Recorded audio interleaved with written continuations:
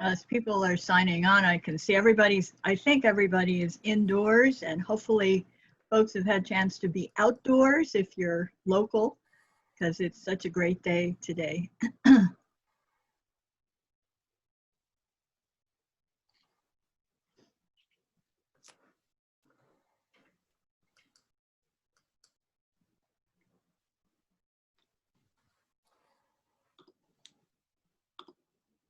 Okay, well, we're 2 past the hour. Debbie, do you want to go ahead and just start us off?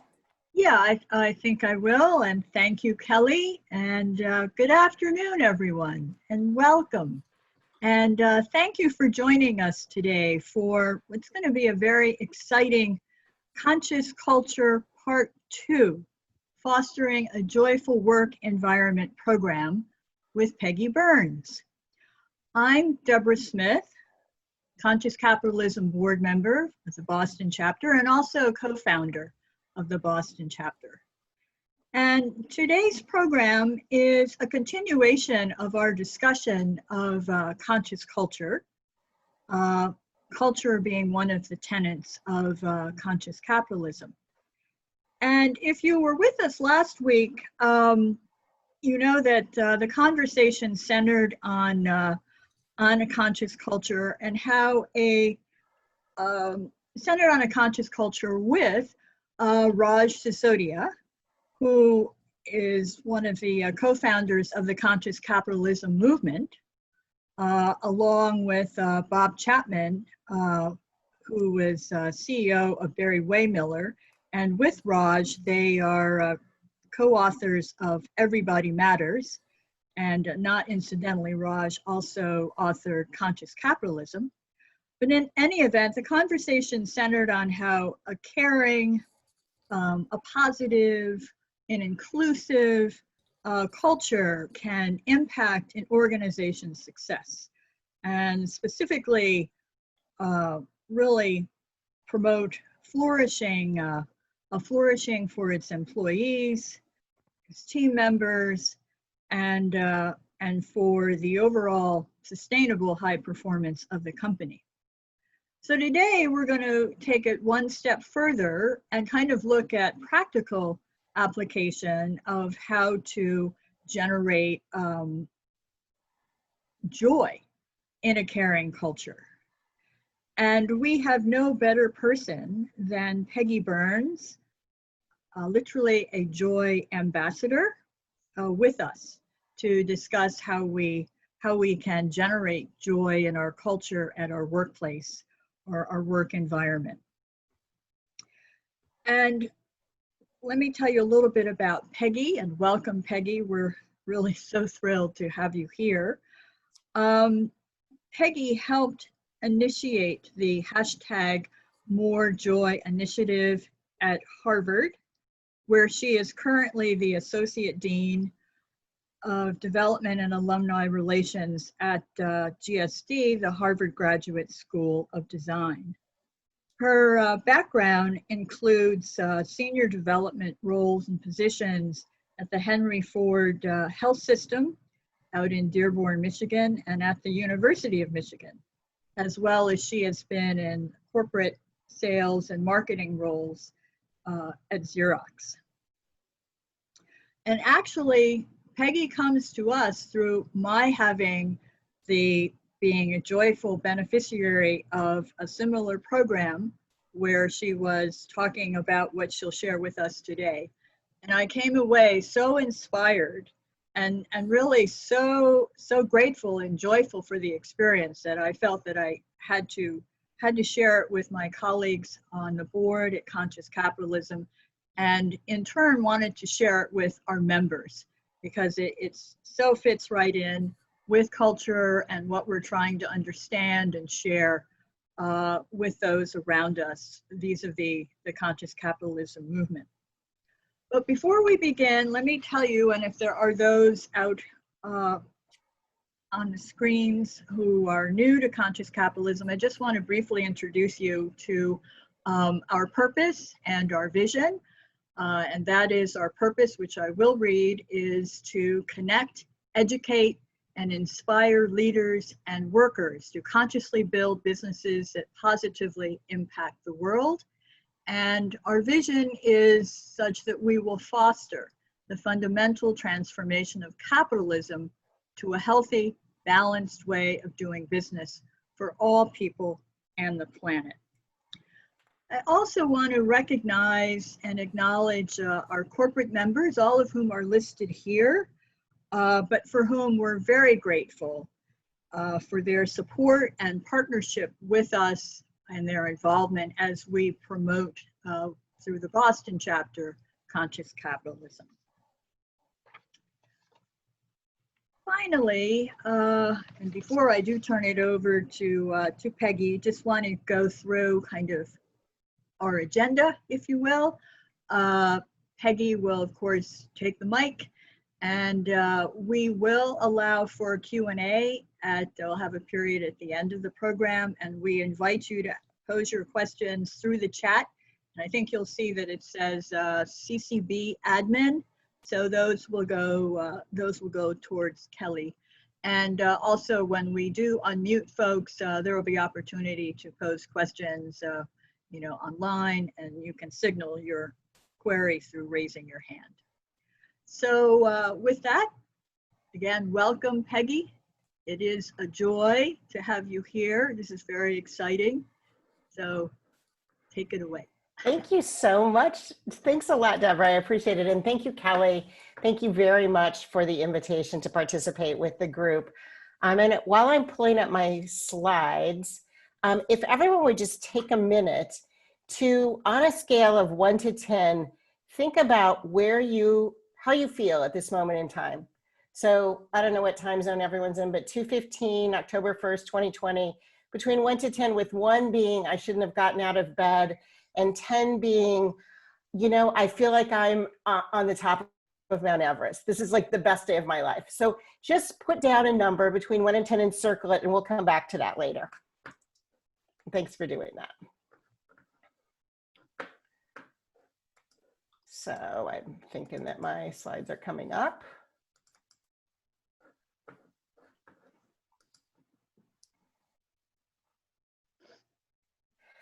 I knew, I participated in the first Conscious Culture discussion last week, and so I had the pleasure of listening to Raj and Bob talk a lot about intentionally the way that we can be business professionals and use the work that we do to impact the world. And as I was listening to this, I'm like, wow, I am absolutely in the right place. So it's my pleasure to talk to you all today. Thank you for spending the next 40 minutes of your life thinking a little bit more about joy and access to joy. As Deborah said, I'm Peggy Burns. I'm currently at Harvard. I was a senior vice president at Henry Ford Health System. I was at University of Michigan. And I spent the first half of my career on the for-profit side, both working at Xerox and Sun Microsystems. I'm pleased to say that I've been a Joy Ambassador for over 20 years. And I'll tell you a little bit about how I got there, because I think our narratives are all really important. And the way that we build our stories, I think makes a tremendous amount has a tremendous amount of value. So just quickly, what I believe in a strong commitment to people. And these are really my leadership beliefs. I believe that strategic planning drives results. I believe it is never possible to over-communicate. And in my business, actually in most of the positions I've been in, the leadership positions I've been in, I try to focus on a vital few goals. They usually are some combination of revenue, market share or participation, employee satisfaction, and donor or customer satisfaction. And I would tell you that if I listed these in terms of importance to me, I would list employee satisfaction as number 1. So moving on, oops.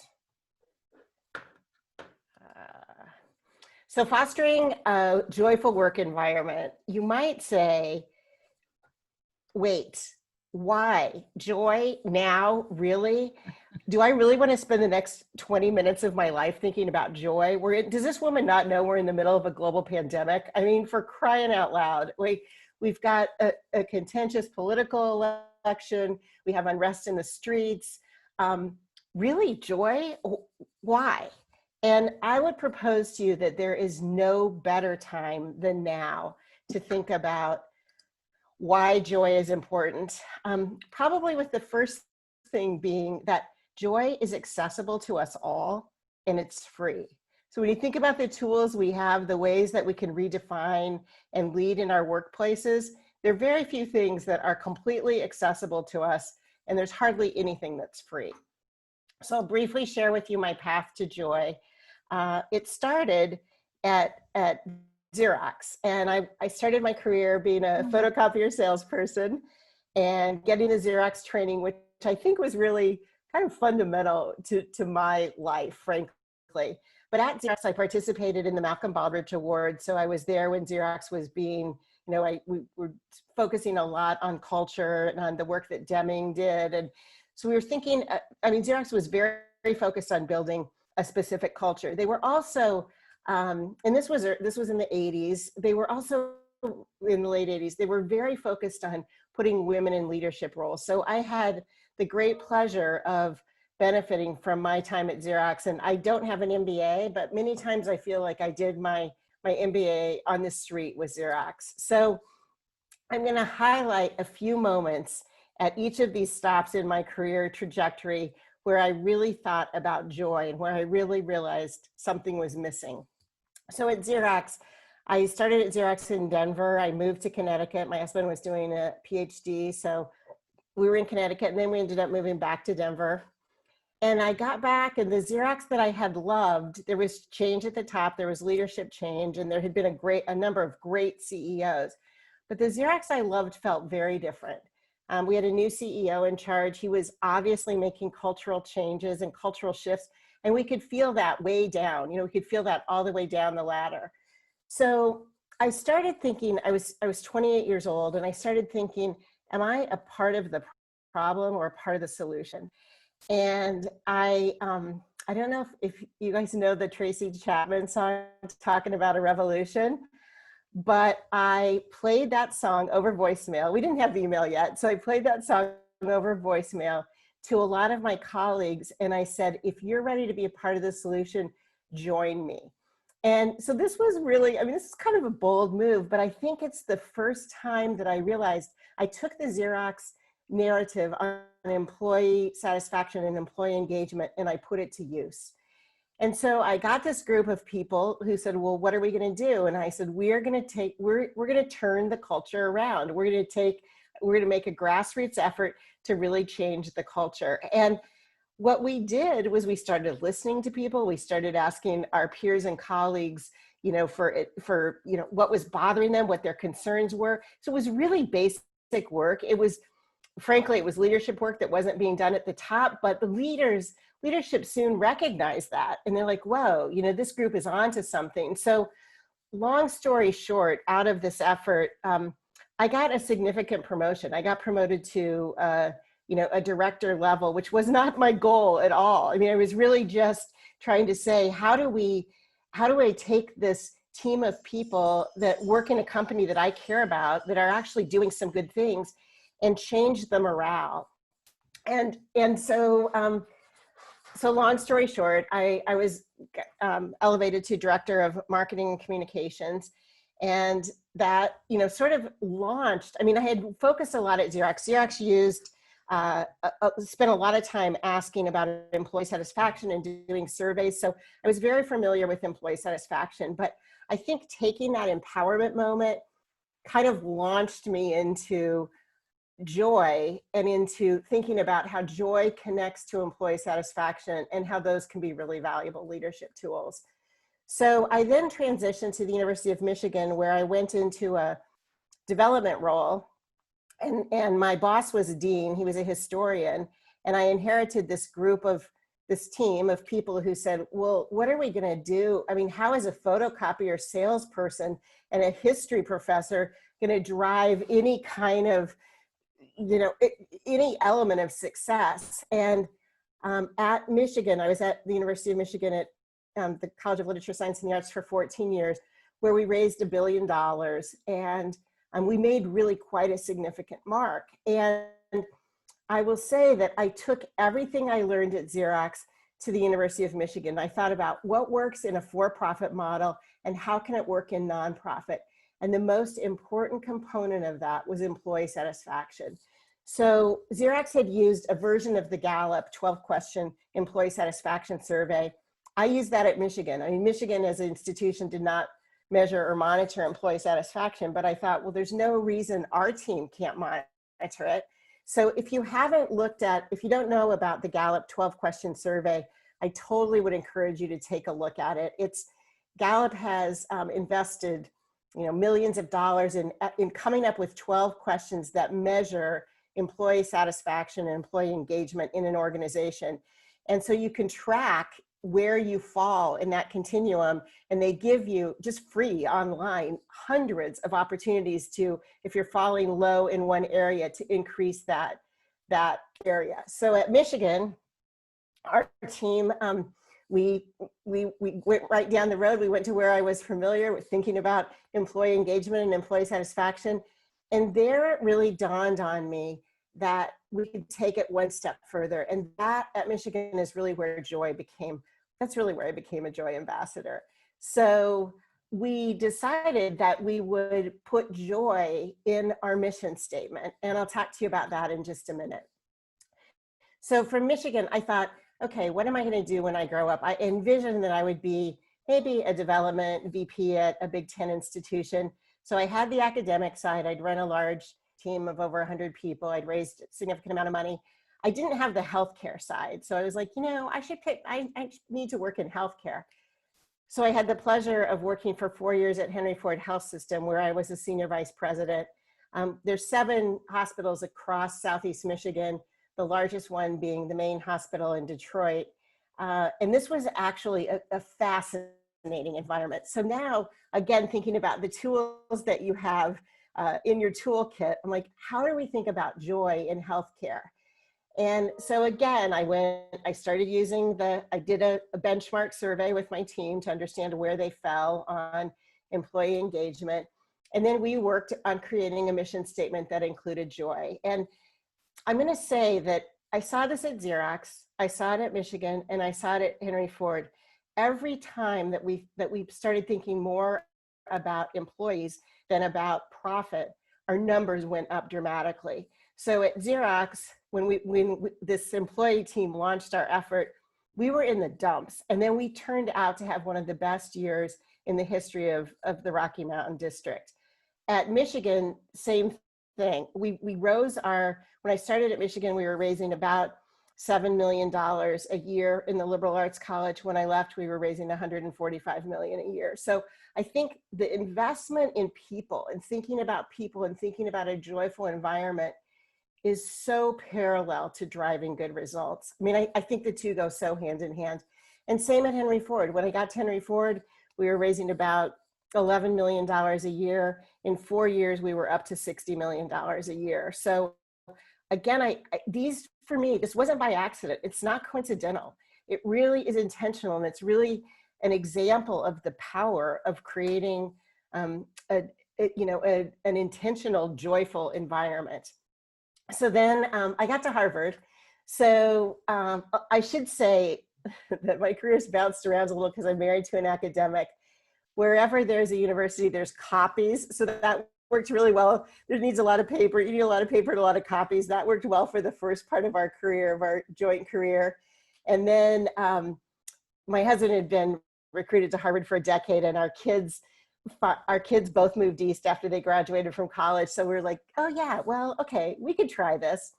So he's a professor at Harvard. So I came to Harvard, and I'm swearing you to secrecy on this one. I had my first job at Harvard. I won't say where it was or what it was, but it really was the worst job of my life. So I was in this job and I thought, wait, what do I do? And then it occurred to me, I mean, in my toolkit is joy. So I just need to engage in joy. So I went out. I had the ability in this job to work across campus. So I worked with all 12 schools, and I just identified people I thought were joyful. I'm like, this is like a person who I think could be a good joy ambassador. And so we just started collecting these people who I was working with on various projects. And then Larry Backow, the president, put out a call for employee, efforts to drive change. And I'm like, wait, this is my opportunity. We could infuse joy into Harvard. So I will say, I called together this group of people, one from almost all of the 12 schools. And the hardest part of this was convincing people that joy was valuable in a serious place like Harvard. They're like, wait, what are you talking about? This is like frivolous. This is, this makes no sense. But I'll share with you later how we changed that belief. At any rate, we created a mission statement with the group, which we believe in a community of connected employees. We strive to create a workplace that joyfully inspires participation, inclusion, safety, curiosity, innovation, and a sense of purpose and belonging. We aim to make Harvard a place where we all will experience personal and professional growth and unparalleled job satisfaction. This is pretty hard to argue with.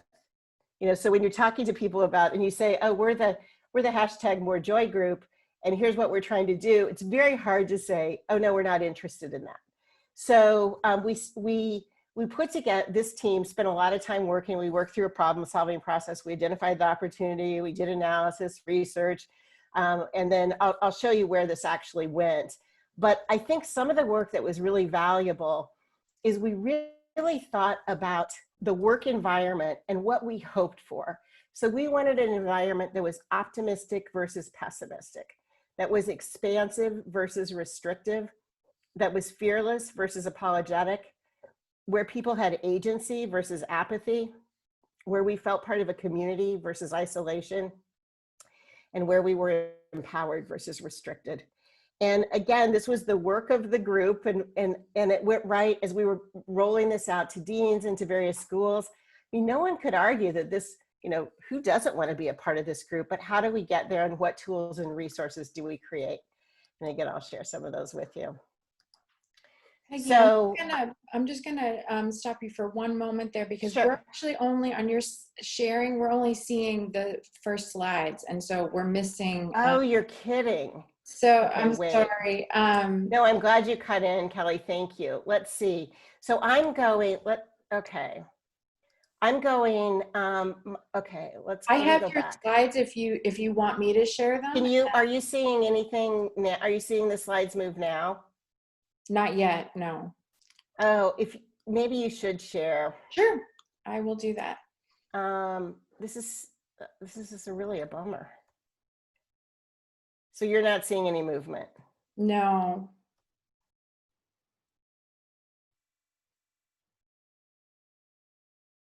Oh, the foils of technology. I know. Sorry about this, everyone. While you're finding it, I'm going to tell my one technology joke. Please. Which is the one thing that you have to have like at the ready for a moment like this, which is how many cowboys does it take to change a light bulb? I don't know, Peggy, how many? It takes 3, 1 to change the bulb and 2 to sing about how much they miss the old one. That's at least worth a little bit of a chuckle. Okay, I was following along your narrative, so Okay, well, we can fly through these pretty quickly. So I guess I'll just tell you, Kelly, to advance, right? Oops. Yes, so. Is it not working for you either? Did that work for Debbie? Are you seeing the mission? Yes, now I'm seeing the slides. Yes. Okay, so the mission More Joy is the slide Yes. I'm on right now, Peggy. Okay, I'm not seeing that, which is really interesting, but so. And we have a participant who's saying that they're seeing it too. So. Okay, good. Thanks. Thank you for chatting in on that. Okay, so this is the statement, which is where this is again, what we launched More Joy with. And I can make these slides available through Kelly to send these out. And then here, when I talked about attributes for the work that we were trying to do, this slide reviews those. Optimism versus pessimism, expansive versus restrictive, fearless versus apologetic, agency versus apathy, community versus isolation, and empowerment versus restriction. So I'll also just pause here a minute and say that we were working on this all before the pandemic hit. So I'm going to tell you how the pandemic influenced this as well, but actually the work became even more important once we went into pandemic. Okay, next slide, Kelly. Okay, so this gets into, you know, why is this work important? Why is it meaningful? You know, what can we do to make more joy? When can we do it, and how do we do it? So on the why part, and this I think is really staggering, and I think this number is probably, this is a pre-pandemic number too. Only 30% of US workers are engaged, of all US workers are engaged. And as I said, engaged employees drive results. And you know this from your own teams and the environments that you've been in. So what is the value of joy as a specific component? And I think for me, the value is joy is really a common language. It's not like everyone understands it. You know, if someone says to you, can you define joy? You can loosely define it. It's not too complicated. It's not confusing. It's easily observed. The other thing that I think is really important at this moment in time is joy is inclusive. It creates a community across all borders. I mean, it's joy is colorblind, it's race blind.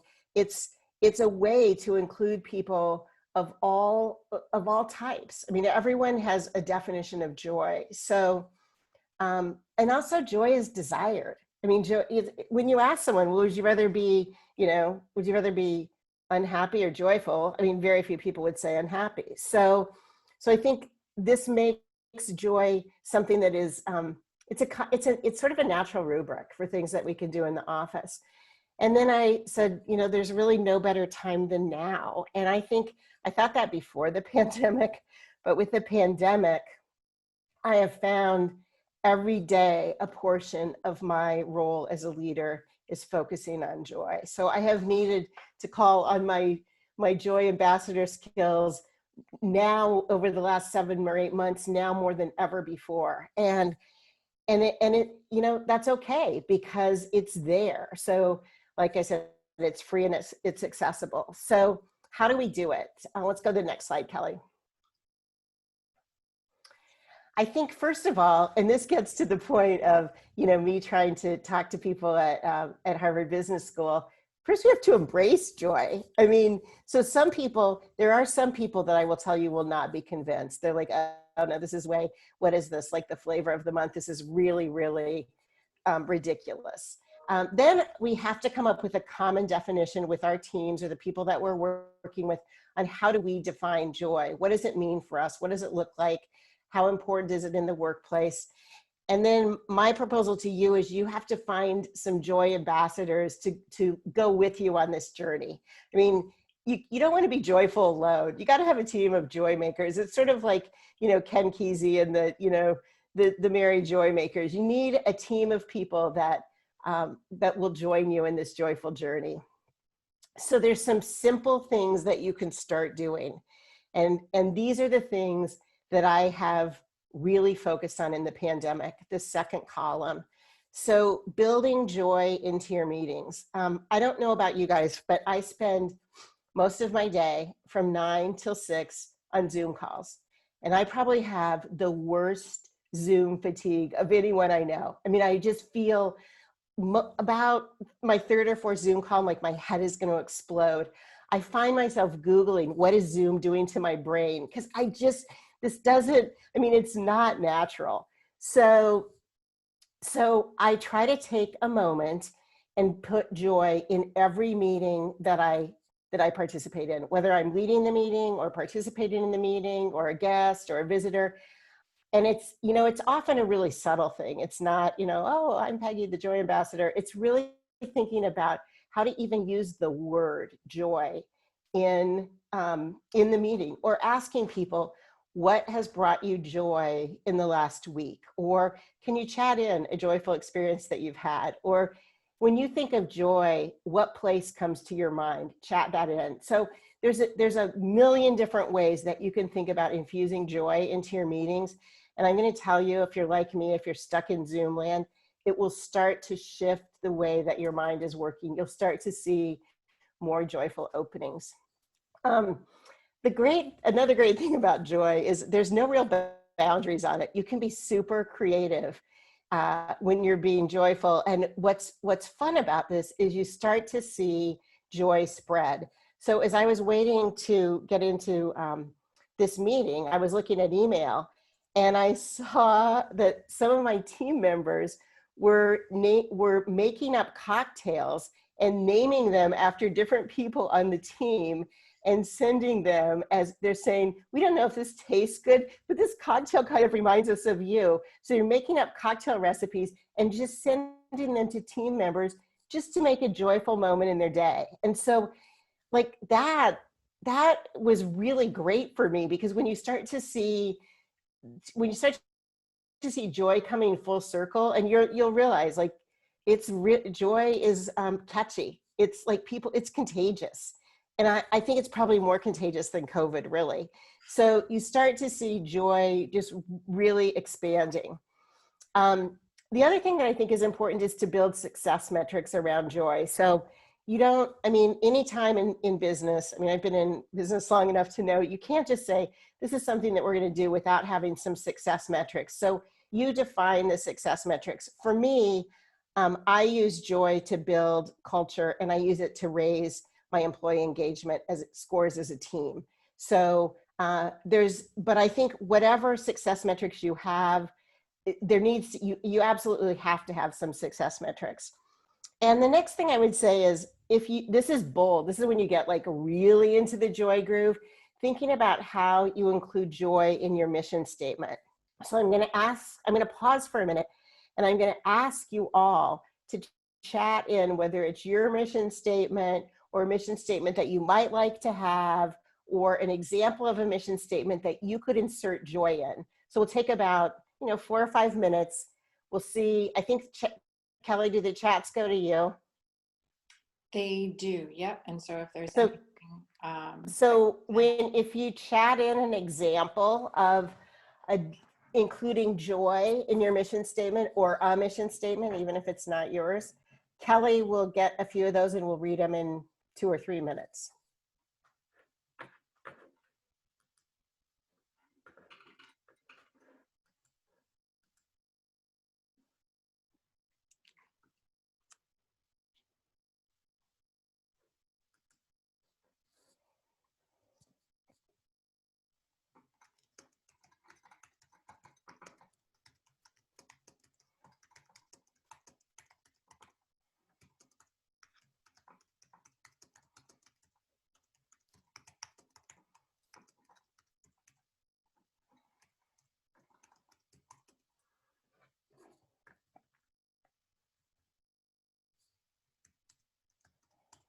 If you don't have one, make it up. So we do have one that came in: to experience the joy of using technology, from Tech Doc. Thank you very much.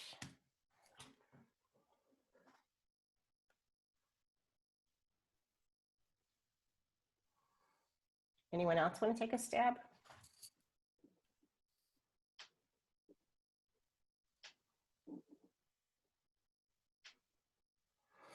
So I think I threw one in, and then we're going to go to the next slide, but don't hesitate. Are people's mics on or off? I guess.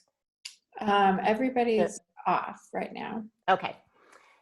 We'll go to the next slide. Here's a few examples.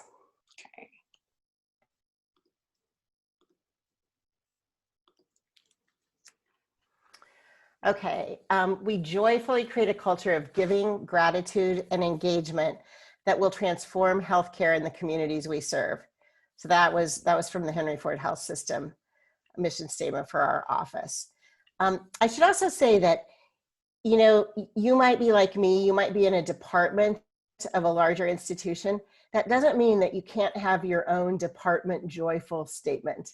I mean, so thinking about the work you do in your department or in your area, this doesn't have to be, you don't have to say we're going to change the hospital mission statement, but you can think about your own work in your own space. So my Michigan statement was, we joyfully create a culture of giving and engagement. There's obviously some similarities here, for the nation's preeminent public liberal arts college. And our team, and I'm going to say this with a little bit of, I was started at Harvard on January 6th, and then we left the office on March 10th. We did our mission statement, which is, we inspire philanthropy and build a global community that supports the future of design education at Harvard and beyond. But I'm still working on my team to include joyfully.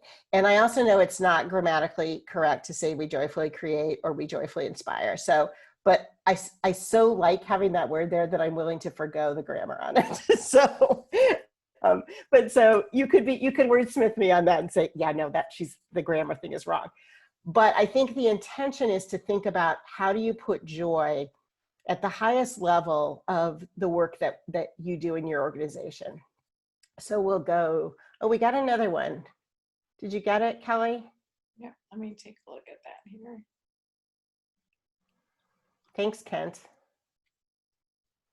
Yeah, so our company's mission, aspiration statement, unleashing the entrepreneurial spirit for good, and then quick way to add joy, unleashing the entrepreneurial spirit for joyful moments and good. That's great. I love it.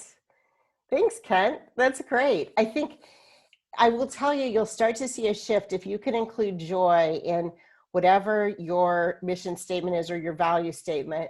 You'll start to see people shift. So I just took another stab. These are other ways to infuse joy in your organizations. Obviously in communication. So simple things. I mean, a lot of times will sign my emails joyfully yours, or, just like simple things that infuse joy in the workplace. I also we did a joy newsletter. When I started at the GSD, we did joy newsletter, so we could just update people on we called it joyful happenings. But so I think thinking about communication, and as I said in my values on the first slide, and you guys know as leaders, you can never over communicate. And I would say in the pandemic, you can never over communicate. So the communication, I think one of the things about Zoom and one of the things about the world we find ourselves in today is people fall into believing in conspiracy theory. They're like, well, I don't really know what's going on, so I'm going to create my own reality. And so I think the more that we communicate now as leaders, the more important it is. And the more joyful that communication can be, the more important it is. Because I know I have a pretty small team now of 20 people.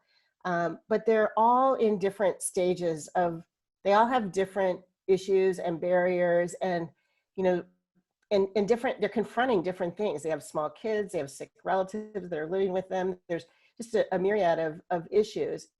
So I think as leaders, and it is leaders that drive culture. So the one time where I drove culture and I was not a leader, I got promoted to be a leader, but that was a little bit of a fluke. So it's really up to us to make these cultural shifts.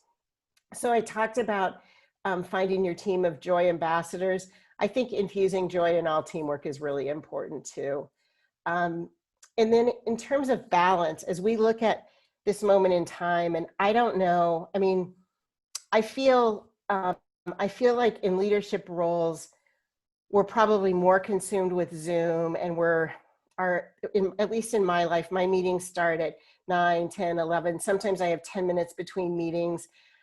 It's very hard to find balance at this moment in time. And so I think it's important for us as leaders to find that balance so that we can spread the balance to our teams.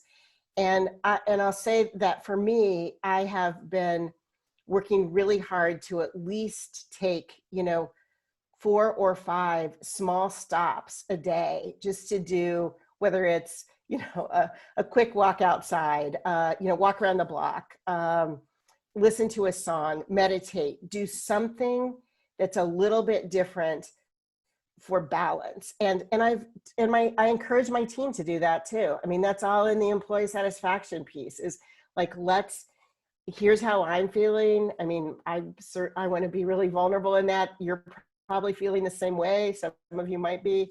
And so how do we work through that? And then I think celebrating our successes. So I'm a big believer in recognition. I'm a big believer in peer recognition and recognition from all levels. But when you look at that Gallup survey, recognition is a super important part of a good workplace. And so celebrating success and recognizing people is really important.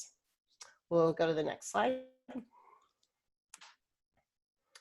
So I wanted to give you some ideas of things, and these, there's like, I mean, I could talk for 2 hours on this.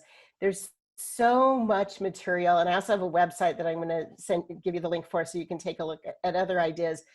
But there's so many things to create joy. So I will tell you, I think a really fabulous kind of joy is the unexpected joy. So just like the example that I gave of that email with people making cocktails named after their colleagues. I mean, that's kind of fun. That's fun. It's unexpected. But there's so many ways to create unexpected joy, both for our teams and for our, our clients, our customers, our donors.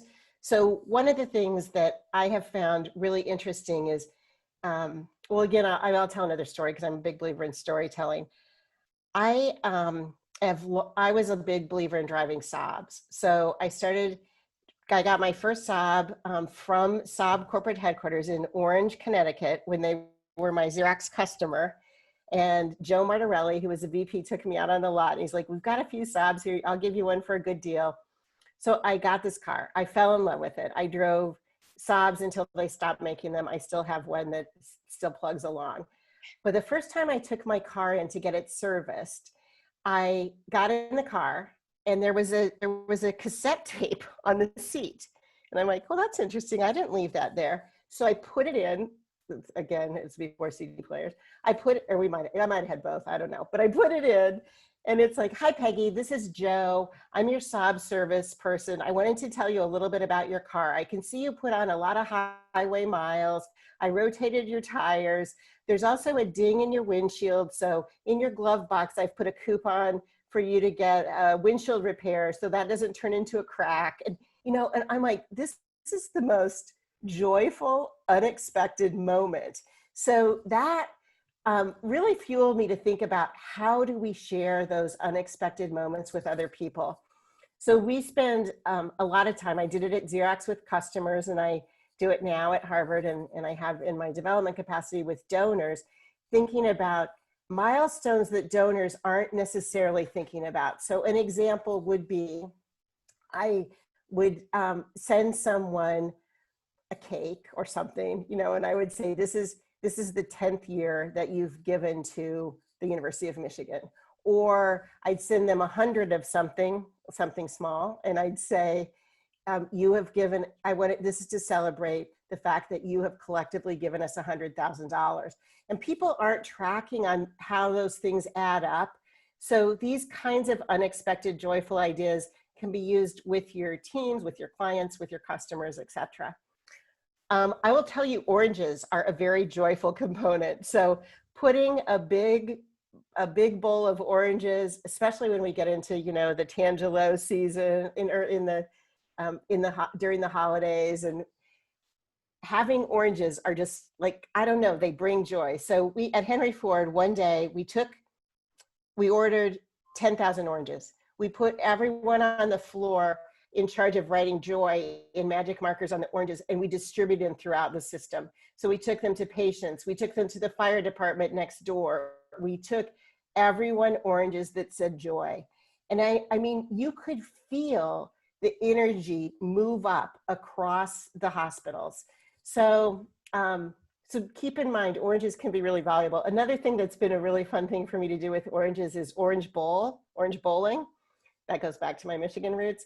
but taking empty soda bottles and bowling down a long hallway with oranges to knock those soda bottles over. I mean, you'd be surprised if you say, we're going to have at 3 o'clock, we're going to do orange bowl for 10 minutes. People are like, wait, what? So it's, again, this is like an unexpected infusion of joy. When I started at Henry Ford, I put my name and a little joy quotes on business cards, and I handed them out to people in elevators. And I just said, this is a joy pop. I want you to have a joyful day. Pass this on to someone else. Spread this joy.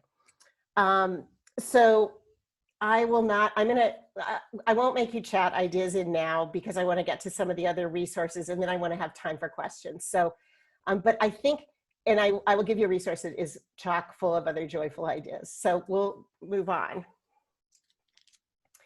So one of the things that I found and that I used to convince my colleagues at Harvard that joy in the workplace was important was the fact that when you Google it, you get 43.9 million entries. And of the 43.9 million entries, in the top 50, there was at least a dozen that were connected to the Harvard Business School. So I'm like, okay, you can't really tell me that joy is frivolous and joy is not a business tool if the Harvard Business School is promoting joy. One of the things I didn't say, but I am going to add it now because Raj mentioned her and she's an amazing ambassador of joy, is Jane Dutton at the University of Michigan. And she runs a Center for Positive Organization. She did it with a very good friend of mine, Chris Peterson, who is a psychologist who unfortunately is no longer with us. But the Center for Positive Organizations has also a ton of ideas on joy and a ton of resources on joy. So I would encourage you to, I just looked at their website today and it's really got some good stuff. So Center for Positive Organizations, University of Michigan. There are books and podcasts and blogs galore. You'll find some of those on my harvard.edu More Joy website. There's also a great thing that I'd encourage you to sign up for. It's completely free. You can link to it also off the Harvard Joy website, but it's Sue's Mindful Monday. And Sue Cook is one of the people I found at Harvard that really is truly a joy ambassador. And she does, every Monday, she sends out a short newsletter that I send this to everyone I know, but I send them the link to register for it. But it's just chock full of different ideas, ways to think about joy in the pandemic, ways to deal with, the anxiety that we're all feeling. So I would propose that you all take a look at Sue's Mindful Monday, and you can get there again off this link, the Harvard More Joy site. And if you just Google Harvard More Joy website, you'll find that site. It's got a weird HWPI. It's got kind of a weird link, but at any rate, that's what it is. So I would also say that I have found many interesting partners. So as I've been sort of a joy promoter over the years, I find many interesting partners. Sometimes the human resources people will come to me and they're like, well, wait, are you really in human resources? Like what, why are you thinking about this so much? Why are you thinking so much about culture? I'm like, well, because I run a team. So I think our human resources colleagues can be great resources, and they can be great partners. Also, at least in the development world, talent management is becoming kind of a buzzword. So talent management is how you recruit, retain, and find the best talent. So the talent management groups can be good partners and good allies. And then I think it's really important, to have a joyful culture, you have to think about health and wellness and well-being. And so I especially think in pandemic, I have recommended the employee assistance program to so many people, even including my own kids, who I'm like, I know your company has an employee assistance program, you should take advantage of it. So I think being aware of mental health issues is certainly now more important than ever. So we've got, I kind of flew through that, but we've got a few minutes. Before I take questions, I want you to think about the question I asked you when we started and said, okay, on a scale of 1 to 10, where are you? And whatever that number was, only you know. but I want you to assess now if you feel better or worse. And if you feel better, I'm going to say that it's probably because you've gotten something out of thinking about joy and thinking about how joy can impact your life. So if you feel worse, chat me afterwards and we'll try to figure it out. So I think there's one more slide, which is just the question slide. Actually, no, this is a quote. This is actually a very good quote, especially for this moment in time. If you carry joy in your heart, you can heal any moment. And you might say, who said that? And so I'll tell you, it was Carlos Santana. So this is a Carlos Santana quote, but I think it's particularly important now and meaningful right now. And then the next slide has my email address, Peggy_Burns@harvard.edu. So if there's ever anything any question or anything I can do to help you, and I say this very sincerely, I would please feel joyfully free to reach out to me. So I'm going to turn things over to questions right now. Well, Peggy, before we have people bring their questions forward, this was wonderful, and my personal rating went up on your joy meter after this. Once again, for the same takeaway, the same feeling I had when I heard you the first time. So yeah, Deborah has sat through this twice. So it's not me. It really is the concept of joy that is driving your life meter. So thanks, Deborah. Absolutely. Any questions come in, Kelly?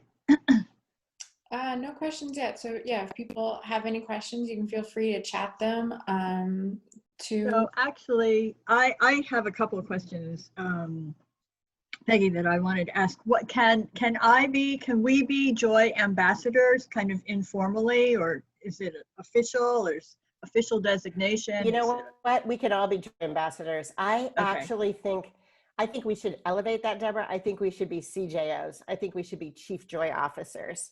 So I think we can just all unanimously say at this moment in time, pinky swear we're CJOs, because I think the more, and I'm actually changing my cards if I ever see anyone again and hand them a card personally, but I'm also going to change my signature on my email because I'm going to add it. I might not go to CJO right away, but I am going to say Joy Ambassador. And I got a really great example. Someone did send in, Lisa, thank you for this. One of my most joyful interactions was with a person who worked for AAA several years ago. She locked her keys in the car. She called AAA. This guy came. He was the happiest person that she'd ever met. He clearly loved his job. He was so happy to help her get into her car. She said, it's rare when you find someone like that who loves what they do so much that the joy is contagious. And it's not only contagious, but she says, as you say, it creates memorable moments. Mm-hmm. And that is, now more than ever, we need some memorable moments. We need to be able to dig down and have some memorable moments. I got another question. What do you do in terms of recognition? In what ways do you recognize others? So I think this is a great question, Rob, because recognition is a very personal thing. I find that most people who say, I don't need any recognition, are the people who need it the most. So understanding kind of where people are philosophically on recognition is important. And then, but I do all kinds of recognition. I try to recognize every day. And you have to be careful about this because it can, people can say, oh, she's doing so much recognition. Is that really for real? So I think, meaningful recognition. So I did some recognition today. I had a fundraiser who just signed her first $100,000 gift. And so I cut a big, I clip arted, or whatever the word would be for that, a big bottle of Vive Clicquot out. And then I put in my email line a champagne toast. And I sent the whole team a message that, just congratulating this woman and said, we can't toast in person, but toasting you now. Over the pandemic, I have tried to do all kinds of recognition things, writing people personal notes, both donors, our donors and my team, Also other staff members that aren't on my team that are really helpful to the team. So just thinking about how you recognize people's contributions in your community. I hope that gives you a few ideas. Next question, how can we move from joy behavior to joy metric to lend even further credibility to the value of joy in business? This, I think, is really important when you tie it to results. So I have been in situations where I've infused joy, but I've been able to look at the benchmark pre-joy. So I think that's really important. So I think if you look at whatever your financial metrics are pre-joy, and then you infuse joy and you see if you can drive that change. So I would look at financial, whatever metrics you measure. So I measure revenue, total revenue, and market share or participation. And then, but I'm also, I think what you find is when you infuse joy in your environment, you also in your work with your teams, you also infuse it with your when you infuse with your employees, you also infuse with your customers, your donors or your clients. Yeah. And then also this 12 question employee satisfaction survey is a really good measurement, because I mean, I think when you ask people these 12 questions and you get their, you get their reading, and then to see, okay, now I want to infuse joy, and you've got to, it's also, you can't just one day come in and say, guess what, everyone, we're going to be joyful today. I mean, you have to sort of, like anything else you do as a leader, you have to seed this. You have to start kind of planting the seeds. But, you can do things like say, I went to this conversation on cultural shifts and cultural change, and this woman talked on joy. I want to get your feedback on that. I mean, you can start to just share concepts that we've talked about. And you, like I said, you can look at the 49 million ideas on joy in the workplace, because that's where you'll also get other concrete business ideas. When you go to those Harvard papers or some of these academic papers, they'll give you some specific before and afters on infusing joy into a workplace. Any other questions? Here's one. If this has been brought up already, let me know. Amidst the intense reckoning about racial injustice in our country and the trauma many people are undergoing, how do you ensure the joy messaging isn't received as tone deaf? So I thank you so much, Lisa, for that question. That is a super important question.